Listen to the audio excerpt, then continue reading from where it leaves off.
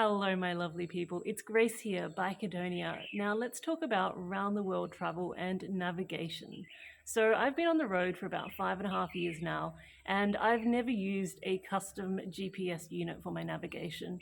I've just used my smartphone, and that decision came primarily at the start of the trip from the fact that I didn't have a spare $500 to drop on a GPS unit, but I have not regretted that decision for a moment. Your smartphone is really powerful and has all the features you need. Now, I'm not just talking about staying on the highways or staying in town and navigating using Google Maps. I'm not talking about that at all. I'm talking about proper around the world travel through some really remote places, places which often don't have any detail on the conventional maps. Now, smartphone navigation is perfectly adequate and in some places even better than specialized GPS for these purposes. This is because your smartphone is accessing open source data which is constantly updating. So first of all, you want to choose a waterproof phone because rain happens. Second, you want to be mindful of your phone's image stabilization technology. Now, high-end phones like iPhones, they have this really nice image stabilization technology, but it's liable to be damaged by the vibrations from your bike. So you have two options in that sense. The first option is to use a phone mount which has a vibration damping feature, like this one from Peak Design. The second option is to just use an older phone which doesn't have optical image stabilization technology. For example, a Samsung Galaxy A7 will be just fine. Okay, now that you've got a suitable phone, you're going to need a suitable phone mount. The market leaders are probably RAM Mount's X-Grip and Quadlock. Now, I used X-Grip for years. I had one fail on me after about 3 years of use. I was just riding along a road in Laos and it snapped off at the stem. But overall, I've been really happy with their product because I ride enduro with the RAM Mount X-Grip. And, we take a lot of dirt naps. There are some really violent impacts that are going through that piece of equipment, and it has been fantastic. As long as you make sure you remember to use the tether on the X-Grip, there's a little rubber tether, and as long as you use the rubber tether, your phone will not go flying through the air. Trust me, I have crash tested this many, many times.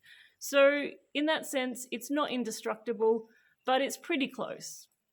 Now, Quadlock, I have not had the chance to crash test Quadlock, so I can't tell you how long they're going to last. A lot of people swear by it.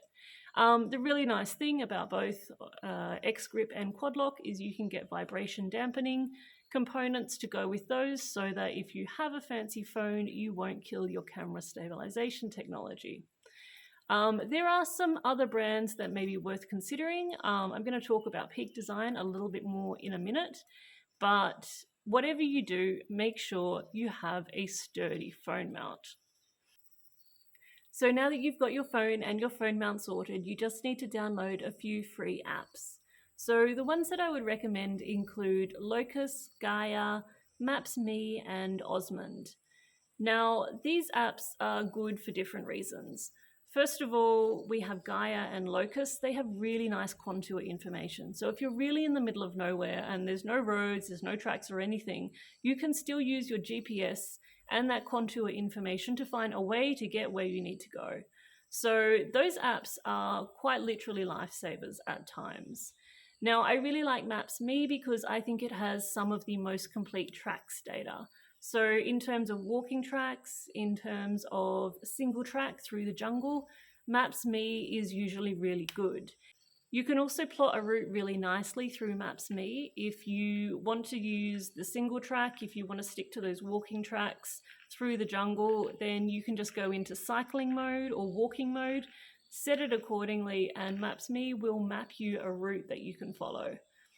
Now, Osmand and also Locus, I use these for importing GPX tracks. And this is really cool because being able to import, use, follow, record GPX tracks was one of the main reasons for having a conventional GPS unit. If you want to follow a track, for example, an enduro track that someone's mapped out, that isn't on a road, that isn't on a trail that's marked on the map, you can just import the GPX track and follow it. Well, you can do that on your smartphone as well. So you just use Osmand or you use Locus. I'm not sure if it works on Gaia. I know that it doesn't display properly on Maps.me.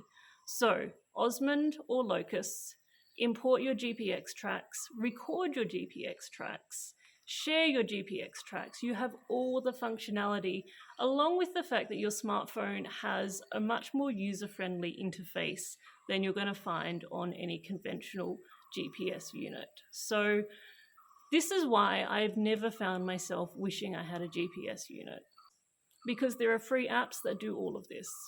Now I'm going to write down the names of those apps and what they're good for in the description box so you can go back and refer if you wish to. Finally, make sure that you have a USB charger on your bike so that your phone battery doesn't go flat. In my experience, this can be the cheapest one you can find on eBay. They all seem to work the same.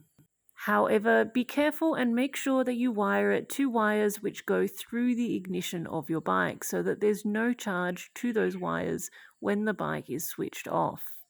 If you wire it directly to your battery, you will find that it is a slow drain on your battery power and you will end up with a dead battery if the bike is not used for a while.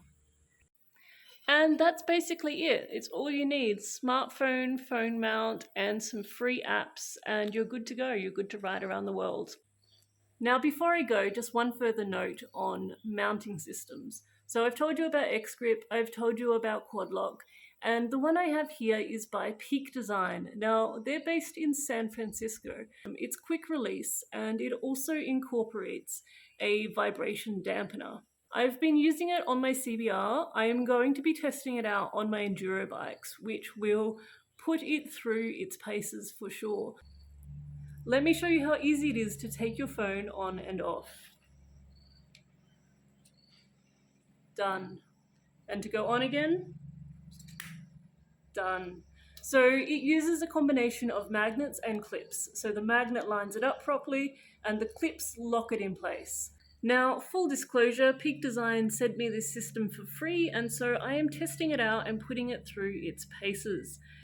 All right, that's all from me right now. Enjoy your travels.